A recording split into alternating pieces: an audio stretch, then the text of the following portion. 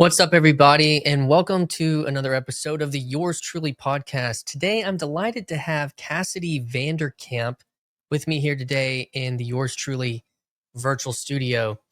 Had a conversation with Cassidy probably about a year ago. I interviewed several women that are in this corner of the internet, and she was one of them. She has been a part of this movement, this thing for a long time, well before I was involved. And we had a conversation about that. She has her own YouTube channel where she has done kind of cultural evaluations on things like Taylor Swift and Jordan Peterson and many other figures. She has a background in filmmaking and lives in Europe, in the Netherlands, I believe. We'll have to see. I may have gotten that wrong. I'm doing this off the cuff here, but so she has helped run a few festivals related to this corner of the internet, related to the estuary movement, creating conversation space that's kind of was spearheaded by Paul VanderKlay and John Van Donk on the West Coast here in the States. And they're in a third or fourth, fifth iteration of their festival called the Breakwater Festival. Obviously, I'm not like super know all the details, but I am well aware of what they've been doing, and how I followed along to some of the conversations that they did about their festival last year, and am aware of some of their earlier ones where Paul VanderKlay attended and spoke. And so this year, she's kind of making the rounds on some of the this little corner of the internet podcast channel things, and she asked if she'd come on and talk about it. So we're going to do that today.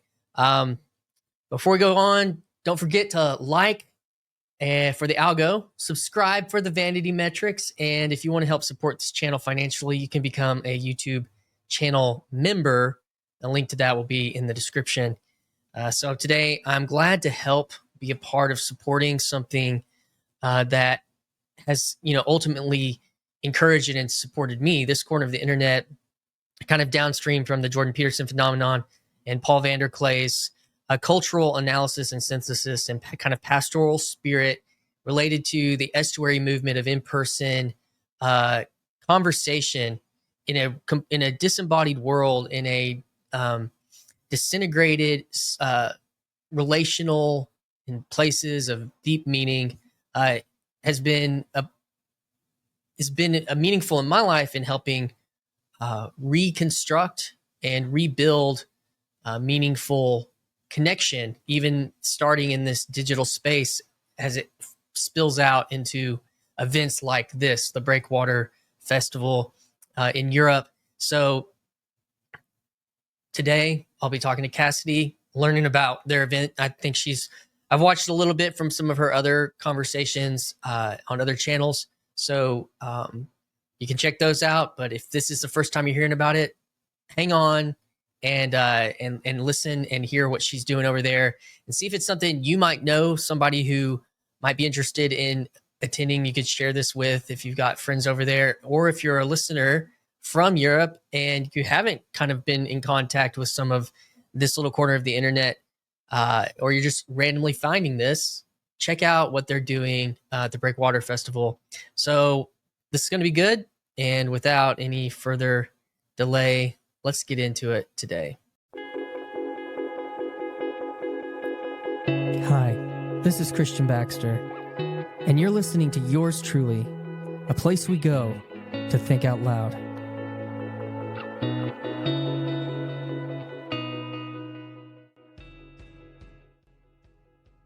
Rolling. All right.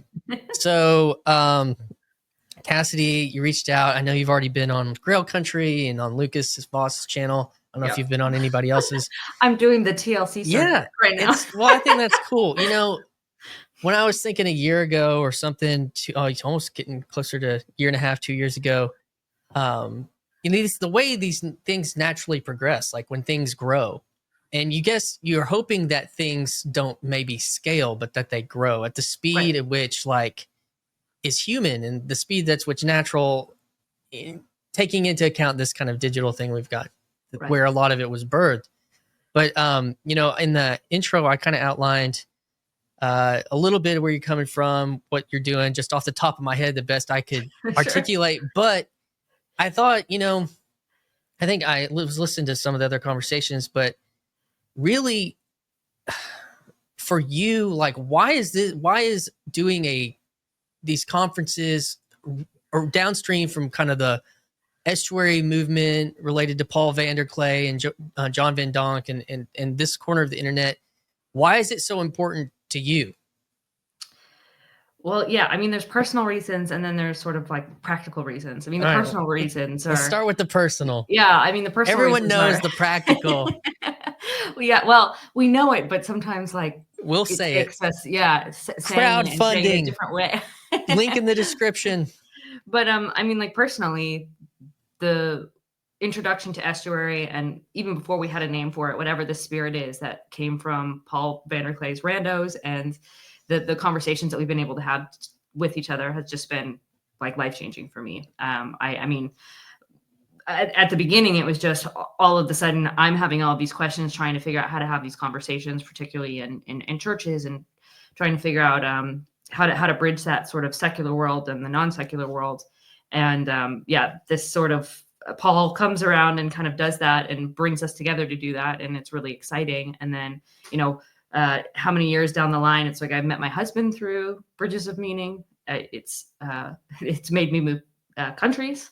I have children because of meeting my husband and doing this. And I think sort of probably the biggest impact, but also sort of the smallest impact, like my faith has been impacted, where I started non-denominational evangelical, kind of as modern as you can go. And now I'm here participating in the Eastern Orthodox tradition, and then chrismated into the church. And it's just been such a beautiful journey to see how having these types of conversations have helped me grow and get to a place where I could very peacefully make a transition to something different and go deeper in my faith. And just the ways that it's made the conversations that I have in my life much more peaceful, much more people focused, and a lot less sort of anxiety driven. And that's just priceless. And as much as I said this on Lucas's channel, but I'll say it again here, like as much as I don't think that I personally need estuary as much as I did 5 years ago, you know, 7 years ago, whatever it was when we started this, I just want to see it keep going to help people who were like I was a long time ago, trying to find that healthy way to engage in these questions. And so I want to see estuary scale and grow. And like you said, in a really organic grassroots way. One of our organization partners in the festival, David, he talks about us and the organization growing at the speed of relationships. Mm-hmm. And I think that makes a lot of sense of what estuary is, particularly of how relational it is, but really taking that time of like growing, not this like status rocket thing, but really growing as we can shape and build these relationships. So there's what were some of the questions that you were wrestling with 6-7 years ago that were creating anxiety, that this was helpful, this estuary, and say a little bit about if the random possibility that someone that doesn't know what estuary is that's watching my channel, like those two things. Yeah. So, well, before that, I went through this kind of, I guess you can call it a deconstruction phase. That word is so loaded, but basically some stage where I didn't lose my faith, but was having deep questions about it and doubts about it, and kind of trying to say, okay, I believe this thing, but do I have any right to? Is that really what I should be believing? And so went through this period, and long story short, came back to Christianity, said, okay, I think that I feel confident in continuing to call myself a Christian. I think that's a good value, and trying to figure out how do I then integrate that as I go forward, and really getting back involved in church participation really regularly. And I say it like it's going through the looking glass of like, I'm entering back into a world that I grew up in, but all of a sudden it looks different to me because of what I've seen on this journey that I've gone through in the last 3 to 5 years before this. And so that was a real struggle of like, I believe this thing that I'm part of. I don't think that like this participation that I'm in is necessarily wrong, but there's something kind of not settling right about re-entering the participation because of everything that I've seen before, and trying to kind of wrestle with those questions of how do So I. did the questions come from the internet or from where you were on like the West Coast, like close to San Francisco, I think, and if I understand it, Yeah. where Well, did the so question, and then how did you find answer, or how did this work in helping you deal with those questions? Yeah, well, it really came in stages, right? So I grew up in Arizona in a sort of, I would say, conservative Christian bubble. Very happy, healthy home. Not anything sort of, I would say, too restrictive, but it was very samey. Like everywhere you go, kind of people thought the same thing, believed the same things, those sorts of things. And so when I moved to the Bay Area, you are, because I lived in Oakland for 3.5 years, 4 years almost. So you move to this very progressive, very left-leaning city. You're constantly connecting with people who think differently than you, and I just loved it. And I was grateful because I didn't run into too many people who were very antagonistic when they found out that I was not sort of what you would expect someone from the Bay Area to be like. I coming from Arizona, being more conservative leaning, but there was these sort of challenges and these questions, and I opened myself up to having conversations with people who didn't believe what I believed, but not in a way to like convert them, but just to like really try to understand where they came from. And it actually ended up making me stronger in my faith, where all of a sudden it was making me think about things I'd never thought about. And it was helping me kind of dig deeper into those things. And so I really enjoyed what was happening by just having these conversations with no intention of like conversion, but just to really try to understand what other people Was that were doing. happening in Estuary? When did that come into play? No, estuary was not even like on the map. This was back in 2016 or no, not 2016, 2014 probably. Yeah. So this was just me sitting in restaurants, and bars and university classrooms, just being engaged with people who thought differently than I did. And I just really enjoyed it. And then when I did a year abroad in Australia, I kind of just took that mindset with me of like, hey, I'm just going to keep talking to people and see where it goes. And that was sort of my first brush with the new atheism, right? I had a friend who he gave me a Christopher Hitchens book. I think he was trying to deconvert me.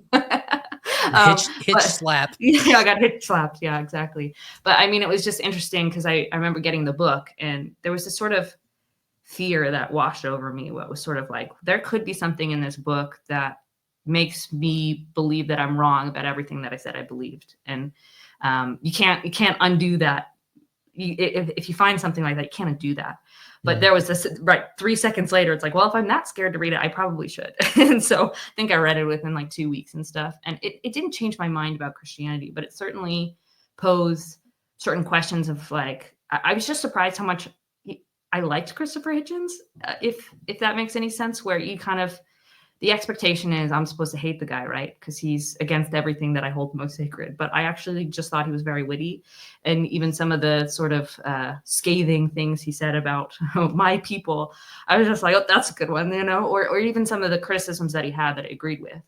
And there was sort of this question of like, how do you make sense of those things? And it just got me thinking about things. So you have like this kind of cultural pluralistic experience. Yeah. And then you have the more like direct attack of your foundation of your faith. Sure. And even if it didn't go away, that's a lot, of new. And how do I process this? And who do I talk to?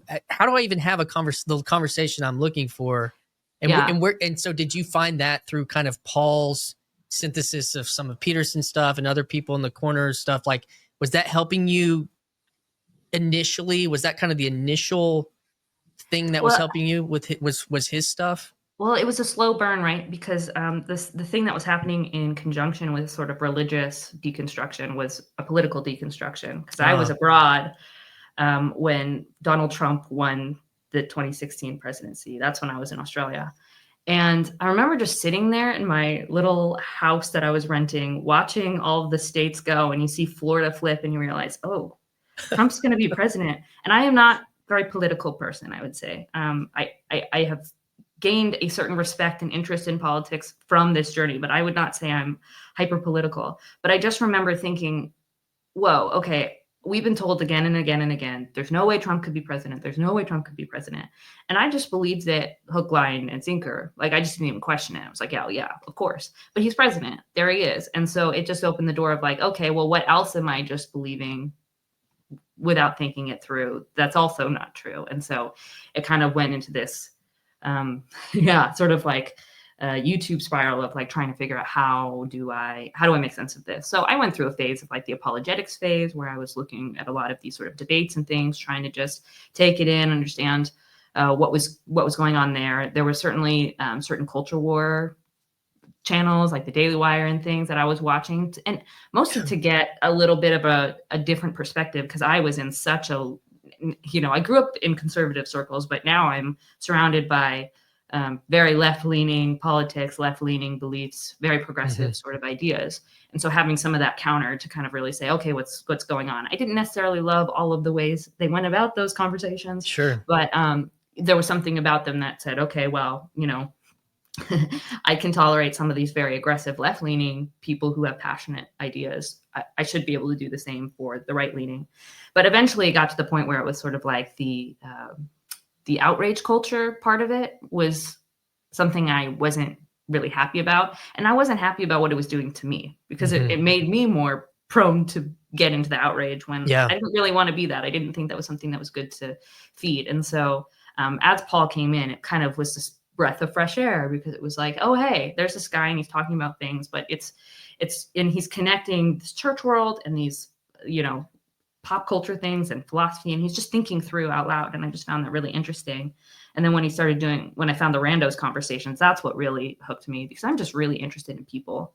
I find them so fascinating. I love their stories. And so the fact that he just sits and talks to people nobody knows and tells their stories, that was really beautiful. And so I think for me, that really helped to I think it helped me realize too, I'm not alone in this. Because when I started coming back into church, I'm having these questions, and I worked in comedy. So I was having these really beautiful conversations in like comedy clubs and bars with these people who are supposed to be these anti-religious, secular, like the enemy, right? But they're just having, and I'm not prompting them, they're just coming naturally, and we're having these beautiful, honest conversations. And it's like, why can't we have this in church or church adjacent? And so I would talk about that of like, how can we have these conversations where we can just really hear what other people are saying without the sense of a need to evangelize? And the common response was like, that's really great, but we don't want to muddy the truth. And that was really hard for me to swallow, because I understood it. But I also felt like, hey, maybe the truth is a bit more robust than we're giving it credit. I don't know. Well, I mean, to take it on to my kind of, even the title of this podcast, yours truly, is dealing with truth, not that your truth is your truth and my truth is my truth, right. But there is a reality to, like, everyone has had an experience, right? And it's like, and it informs you and it does this stuff. Now, can we say that there is metaphysical truth and there is absolute belief truth? Yeah, but there's like, to use old Peugeot's fractal, like the fractal nature of this, like there's fractals of like confession of confess to a priest, confess to a friend, confess to a spouse, confess to, to a group of people, or a church confession, like there's these things. And with conversation and dealing with the truth, well, like, did this truly happen to you? Something truly happened. And I had this experience where I watched all the stuff online and I read The New Atheists, and then Donald Trump wins. And I'm like, this truly happened. This is a part of something true that happened in the world. And I have to now deal with that truth. And I think and so having a conversation around truth that way was probably not, well, we need to make sure that you share the gospel. It's like, well, I'm not afraid to talk to somebody about Jesus, but there's this whole other, this other side of epistemology related to truth about, and it's like, there's kind of this performance thing that comes on. It's like, oh no, I've got to now put on my Christian soldier. It becomes this performance thing where you're talking about in the bars where I'm just talking to a person. Yeah. And how do we capture that and create, and I guess with like, explain what estuary is. Like, how does estuary capture something like that?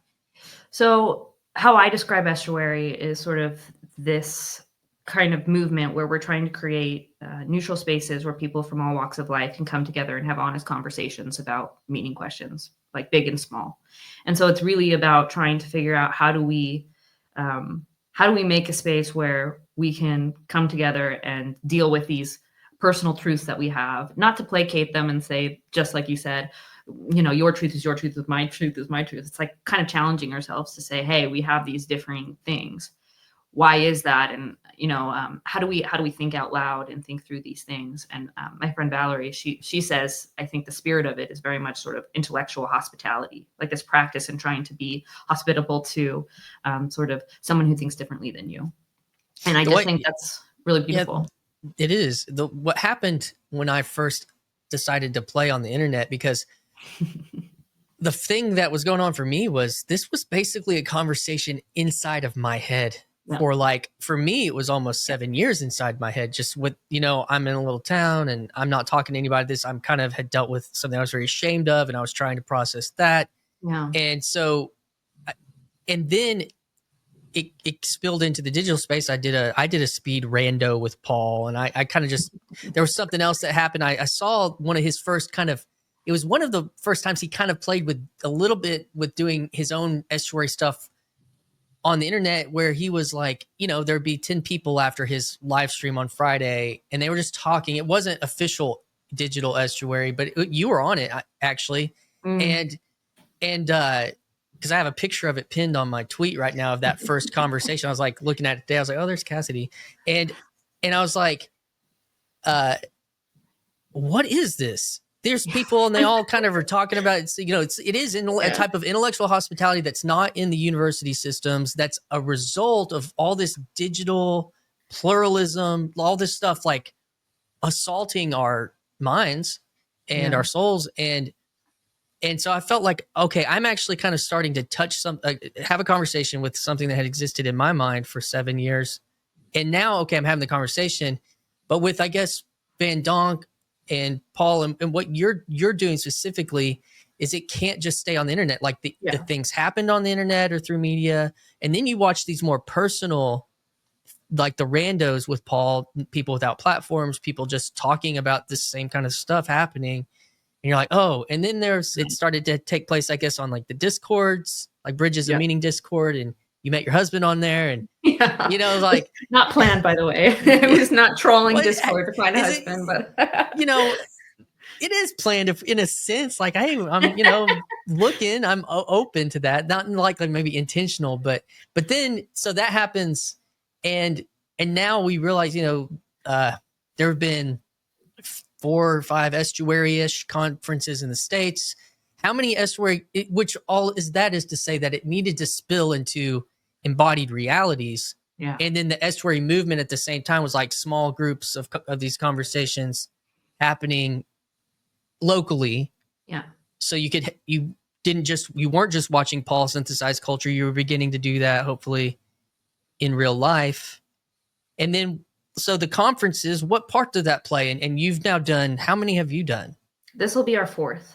So our 4th festival, but we've also done a small German-speaking event last March, and then we did the estuary tour with Paul. So we've done a couple other things, but this will be our 4th official estuary festival. So that's like 3-day thing. 6, but kind of 4 breakwaters. Is that what you're saying? So, yeah, they're all breakwater events, but 4 breakwater festivals, 1 breakwater exchange, which is basically a one day event that is similar to the festival where we bring speakers and we do estuaries, but it's targeted at the local communities in the local languages. And then we did the estuary tour, which was just something special extra that we did, where we went to the Netherlands, Germany, and the UK, and we were able to do private dinners with estuary leaders to understand the problems that were happening, the challenges that they were having the positive things that were happening in each of the places, and then also allow Paul to come and participate in estuary within what were some of the things the estuary leaders were dealing with? It's funny, each country has a different problem. So the Netherlands were in sort of this how would you say it, baby stage where the movement is starting. There's some regular meetings going, but we're trying to figure out how do we have traction? How do we keep it going? And how do we combine efforts to make it sort of whole in unison so that it's not falling too much on one person, it gets too discouraged. For Germany, they have a really healthy, thriving estuary, and they're thinking about how do we expand and grow? How do we make more than just one? How do we start breaking off and making these natural places to be even more localized? And the UK, they have a lot of different estuaries all over, but how to have that consistency and that frequency. Who are some of those leaders? I know is Teo, and then like Charlie. Yeah, so Stefan, I guess Stefan's. Stefan, I definitely is super involved. I think Matthias and David kind of are the main two that founded it and started it. But there's, you'd have to talk to them to see who's sort of taken leadership, but it's definitely grown. And then Aaron here in the Netherlands, Aaron van Os, him and his brother, and Gert-Jan and Florian from Zin Centraal, they've kind of band together to do one in Utrecht. But before that, Diego was doing one in Teal for a while. He's taking a break right now because he just had a baby. So good on him. Take a break, get used to that family life. And then there's some talks about other people in different places that have had little ones. But yeah, it's been more, small and focused, which is a good thing to start. And then, the UK has a bunch of them. Teo is the one leading it in London, and he has a couple, but we had the largest group of estuary leaders in the UK because they came from all over, and it was just lovely to talk to them. But cool. We have all the information for all of the active estuaries that we've connected with on our Breakwater Discord, so people can kind of look at that if they're wanting to get involved locally. But yeah, it's been interesting to see all of these diverse problems, and it's sort of exciting to kind of see, oh wow, there's a passion for this, there's a hope for this, there's still a need for the work that we do. The big question is, though, how do we make it sustainable? And that kind of comes to the practical side of why I do what I do, because I truly believe that as much as I appreciate what happened online and what is continuing to happen online with estuary, if we don't find a way to ground it in real person participation, it's never going to be long-term sustainable. And, I maybe I come from this perspective a little bit too, because I didn't come to Paul the normal way. I didn't find him through the algorithm. I actually had a conversation with a friend at a barbecue, like a church evangelical barbecue, as I'm kind of like struggling through these questions. All of a sudden I find someone in the same congregation who's struggling through these same questions that I would never have thought would be struggling through these same questions. And he just kind of goes, "Have you ever heard of Paul VanderKlay?" It's like, "No." He's like, "You might not like him, but maybe just check him out." And I did, and it was just like a breath of fresh air for me. And so there's that sense of how I came to estuary was connected through human connection, and the sense that I was kind of doing estuary-like things in the entertainment world that I was participating in without having a name for it, or even really thinking there was a future for some sort of structure or something for it. And so I just know how valuable it is. The online part is also super valuable because all of a sudden you're connected with people that you could never be connected with before. And, I have such strong friendships with people who I've never even met in real life because of this weird thing I did on the internet. And again, I found my husband. We dated. We met each other during COVID. So we dated for 8 months before we could ever meet each other in person. Wow. And then having this grounded now in reality, you just understand that real need for that grounded connection for it to be long-term healthy and sustainable. Yeah, I kind of wondered one of the things I was thinking about, of course, like the Van Os brothers, they're younger, but like, and I don't know the ages of some of the other people, but in the sustainability, I guess, in a sense, is like, I think it is still going to continue to happen where this isolating, disembodied, parasocial thing that is just, just continuing to happen, offering the off-ramp or the place to begin to have those kind of conversations that people are just like, like you said, like when you're taking in the kind of rage responses, you're just starting to rage and you're not even able to talk to people about it. It's just in your mind. And how to get that pipeline, how to get that, because maybe it is someone goes to church, but maybe even at that church, again, like separating I think, okay, I'll throw this out there. To the extent I think that some of the conversations I've had recently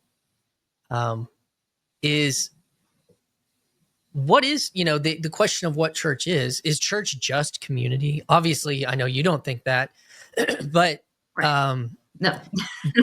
but if it is like, well, what's the point of trying to develop, of course, and then you have like evangelical churches that do small group stuff, like, and there's that aspect of it, but maybe that's centered around Bible study, right? Or something in a sense like theologically directed.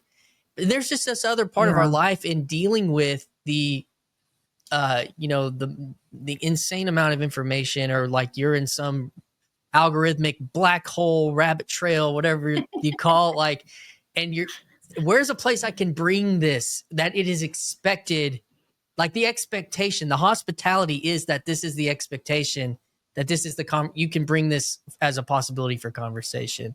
I think that is pretty novel.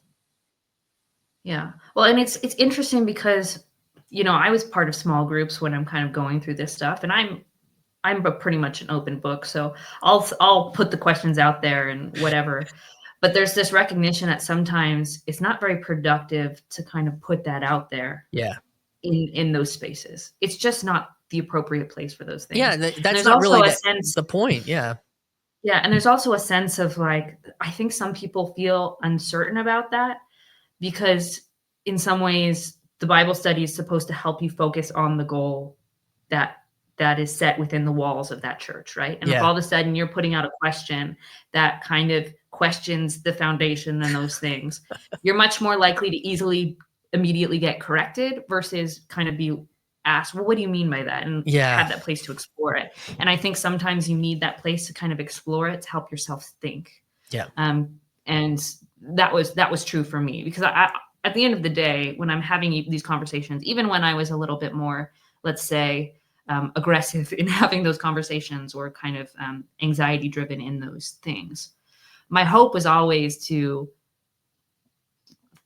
look for what's true, even if it wasn't what I believed. And so I would argue very strongly for something in order to test the idea, not to be right. I know it didn't always probably come across that way. And there were probably times where I failed and I was just trying to be right. But at the end of the day, I always wanted to be, in line with that capital T truth versus my own perception of it. But where it came to kind of these questions of how do we process this well is when I started doing more evangelical minded missions with this church. And, they would go on college campuses and you do these things. And it was very interesting and helpful in going through those processes, even when I had some doubts about the form and the way that we went about it. But my question was always sort of like, okay, well, we go in pairs of twos on these campuses.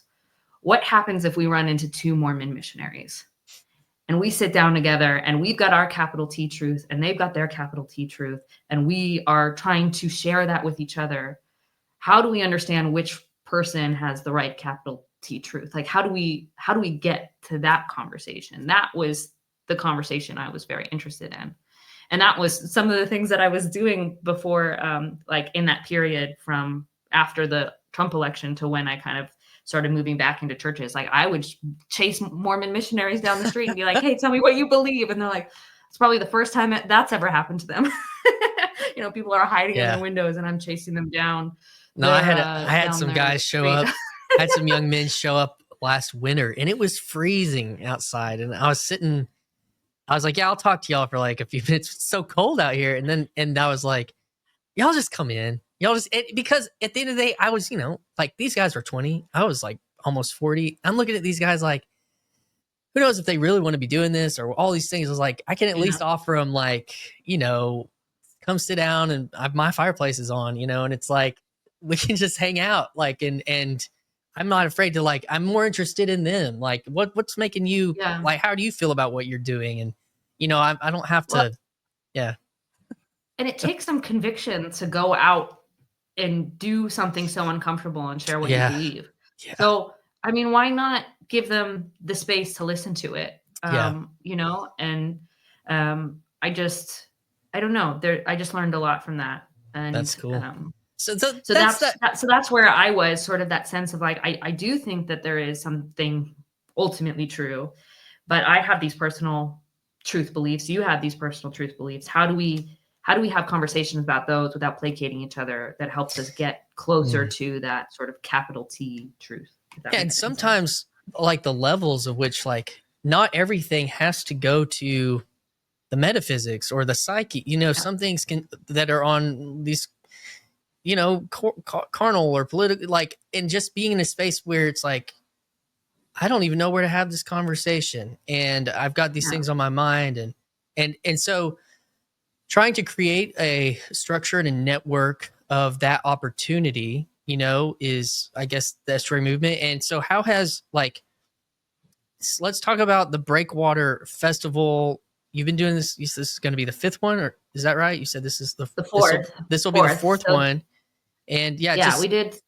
talk about Yeah. it. So yeah, we've done 3 festivals previously under 2 different names. The first one was the Bridges of Meaning Festival. And after we did that one, we kind of, there were some things that made us realize, hey, we should probably have our own identity and kind of keep that separate. And so then we changed it to the Breakwater Festival, and we've been doing that since. And that's what all the other events have been under. And David actually came up with the name, but the idea is these breakwaters are these structures that go out into bodies of water that help protect the shores and the waters from strong currents and waves. And so this idea is like, whatever we're doing is to kind of create that structure that helps make a safer, might not be the right word, but more calm environment, where a more stable environment where we can have these conversations to protect the people within the estuaries and even the communities on the shores that are built with that.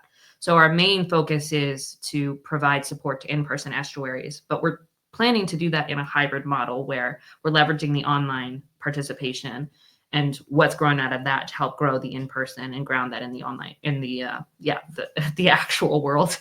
And so there's lots of different ways that we're doing that. Some is the festivals, and then some is the exchanges, but we're also thinking about doing sort of these boot camps, where we have these interactive boot camps that help people who want to participate in estuary, but can't necessarily get to an event that we're doing, and kind of be participated in that spirit and other meaning question conversations. And so I can't really give more detail yet about what the plan is for that, but we're in development on some of that now. And I'm really eager to see how we can kind of bridge those things and kind of help them come together. What have the different conferences looked like? Yeah. So, so far, all of the festivals have been really shoestring budgets, really community oriented, where we're using community centers that people have connections to. We're cooking all of the food. You know, you've got people helping with the dishes, and yeah, we're always bringing people from the community to share what they do, whether it's sort of something in music or, you know, arts. There's all these different things we're trying to kind of create with that. And it's we bring speakers, obviously, to kind of, because people like that. All of a sudden, there's something kind of special about being able to see somebody you might not necessarily be able to see otherwise. But in that, there's also this sense that our primary focus is that community space. So whatever the speakers bring, we want it to be adding to that community level. And we make sure that there are plenty of estuary breakout sessions where you're not just sitting in a room listening to speakers all day. You get to take what they said and put that into action, and you get to participate in these conversations. And then depending on, we also have different sort of interactive activities that people can participate in. Like last year, the theme was touching grass. So we spent the first morning of Sunday just doing a nature walk, and we all went together and went through these the Veluwe in the Netherlands, and walked and talked, and it was really beautiful. And so there's all of these different levels of participation, and each year we just try to figure out what makes sense for the community that we're trying to support, and how do we bring people together and put activities on the schedule to make it help what they are looking for and what they are needing in their local space. So what's it looking like for this year? Y'all have some speakers, and do y'all have, and where at, and all the finer points? Sure. So this year, the festival is November 7th through the 9th in Culemborg, the Netherlands. We are having the festival at a venue called the Gelderlandfabriek. It's an arts and cultural event center. It's a full service event center, but it's going to be a really great space for sort of, I think, this sort of thing. They have a lot of little breakout rooms. It's very, yeah, how would you say it? Sort of naturally grungy. It's in this old factory, and Oh yeah, it's really industrial cozy. kind of. It's kind of industrial but Yeah. warm, and yeah, it's Naturally grungy as a selling point. Maybe it's industrial, kind of like.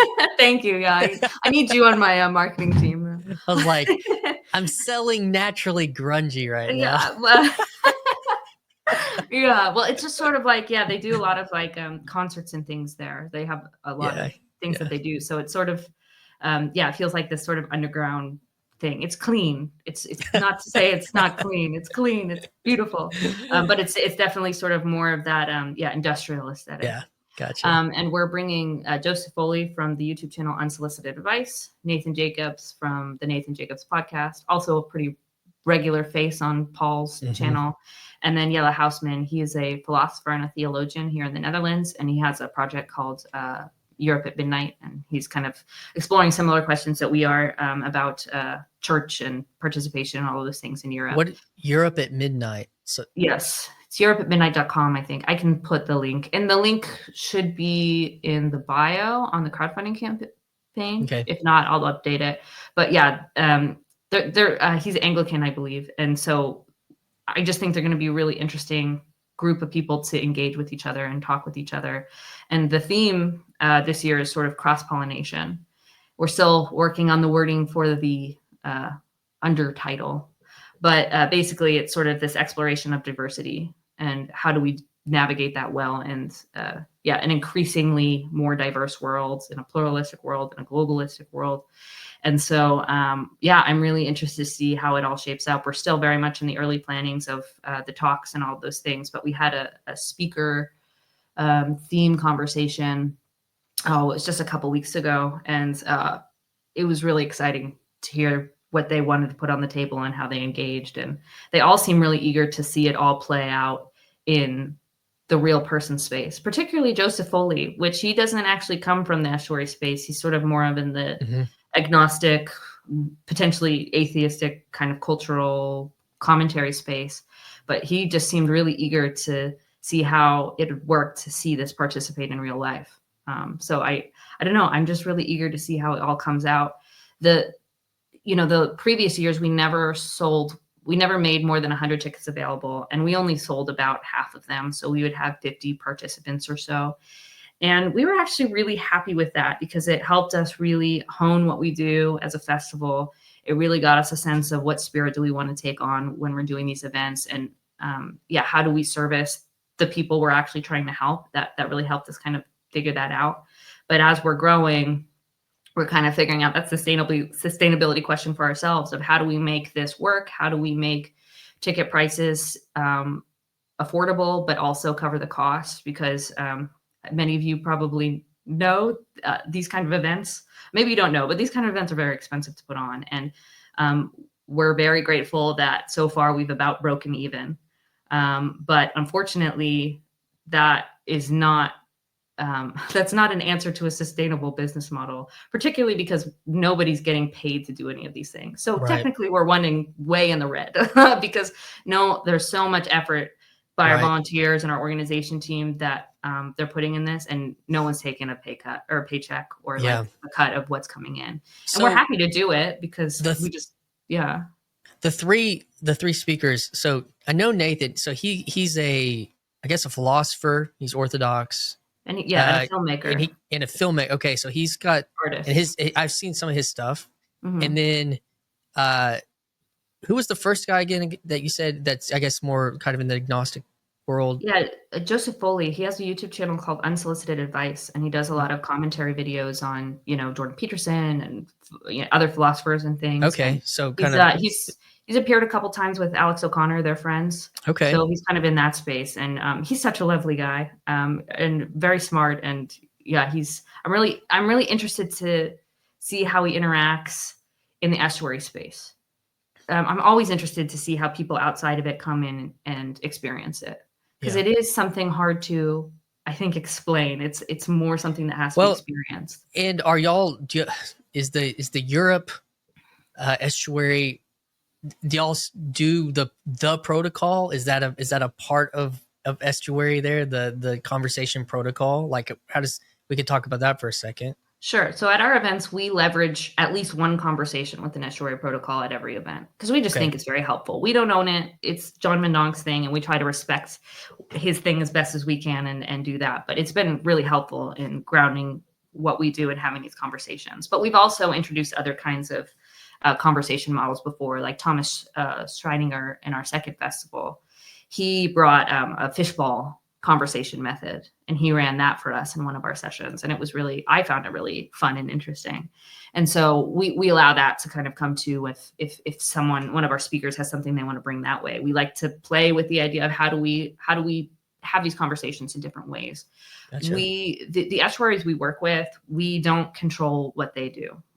We just kind of are supporting them as long as we feel like, you know, it's a healthy thing, and they're you know, trustworthy to Yeah. that we trust them to support those things.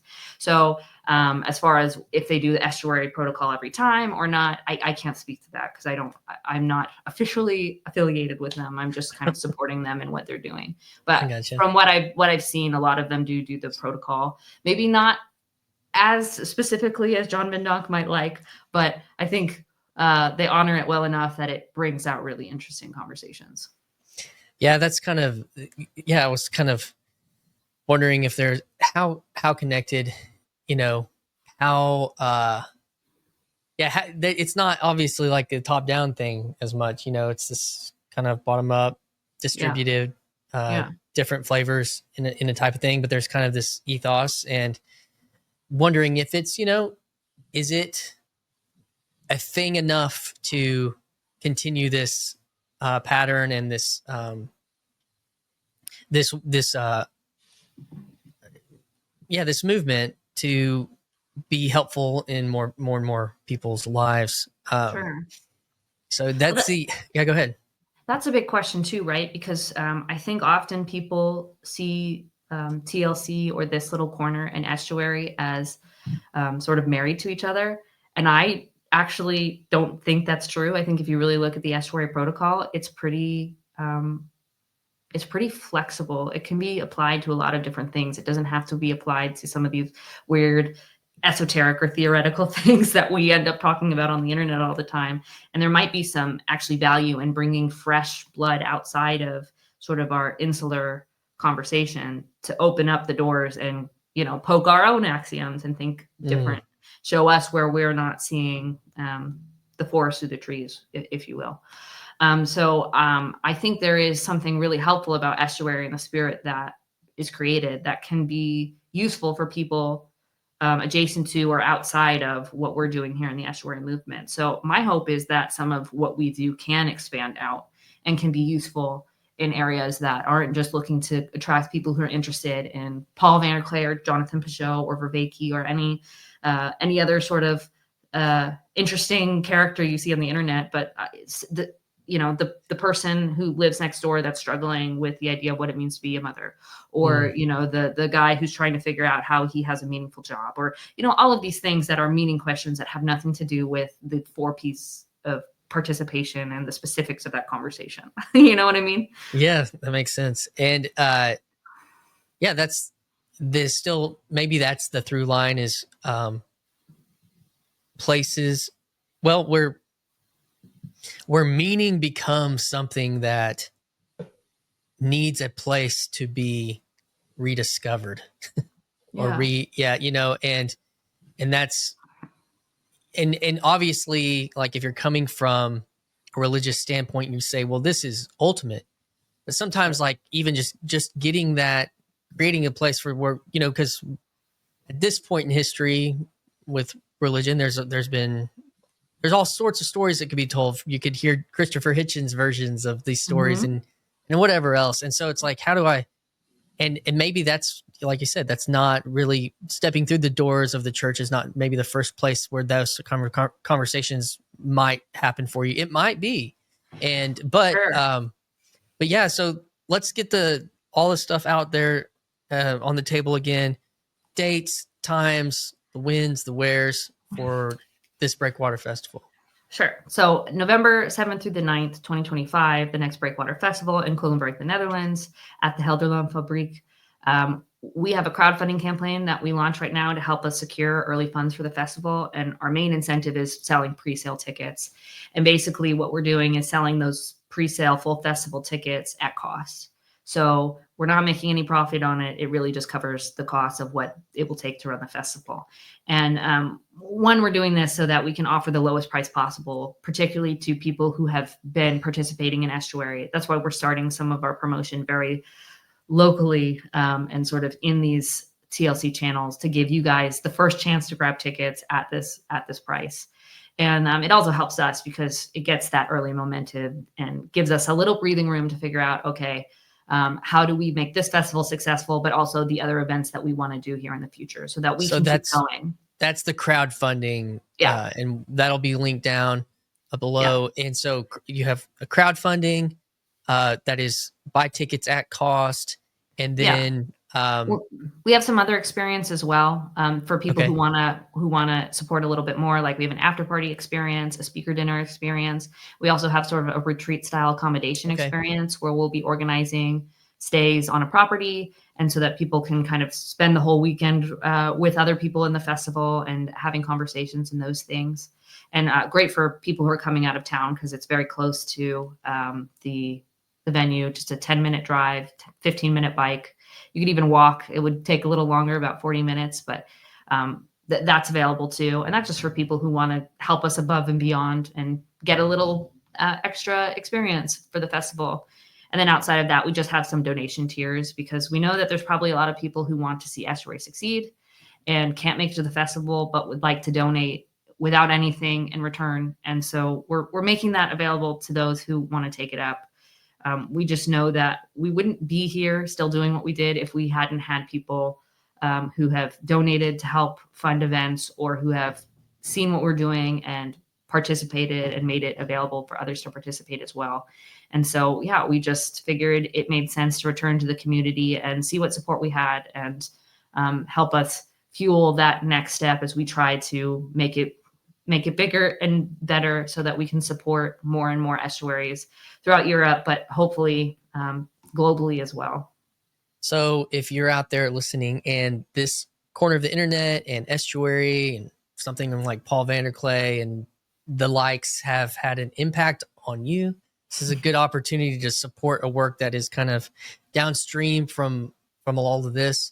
And so if you want to support, the crowdfunding is also for the sport, but also if you're having a listening and you think it makes sense for you to go and experience this, meet people internationally and hear the speakers, but just have an excuse to go to the Netherlands and have something to like gather that trip around. Or you're in Europe and you've been paying attention to this esoteric stuff and you're still a lurker. This is a great opportunity to not be a lurker anymore and go meet some people that you're going to automatically have some stuff that you can talk about. So yeah, Cassidy, it's been good today. Is there anything else you want to say about Breakwater 2026? Yeah, I'll just say that the crowdfunding campaign's August 31st, and it's a fixed goal. So if we don't hit the goal, all the money goes back, and we'll figure out what we do next. There'll probably still be some event, but it might have to change in sort of details. But we're hopeful that we can get there. And if you have any questions, please feel free to reach out. Particularly if it's something about finances. We always try to figure out how we can make this as accessible to anybody. So if you really do have struggles or questions, please feel free to reach out to me at our email, contact.breakwater@gmail.com.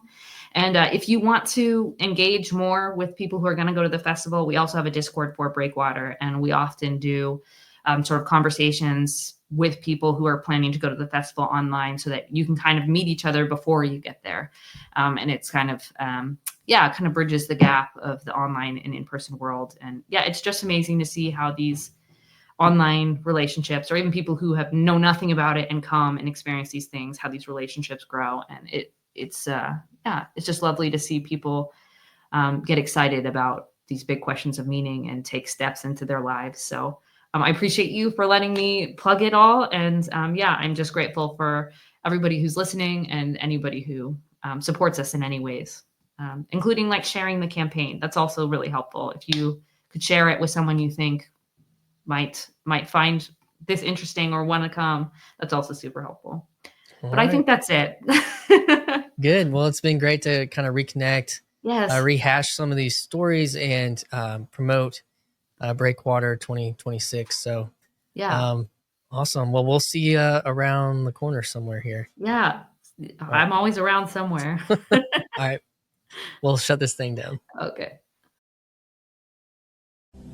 Midwestuary 2025, August 22nd through the 24th in Elmhurst, Illinois. A weekend you won't want to miss, with special guests Cale Zeldin, Paul VanderKlay, Rod Dreer, Elizabeth Oldfield, John Vervaeke, and Jonathan Pajot. Midwestuary 2025, the Fellowship of the Spirit. Stay tuned for more details. Visit us at midwestuary.com for ongoing updates.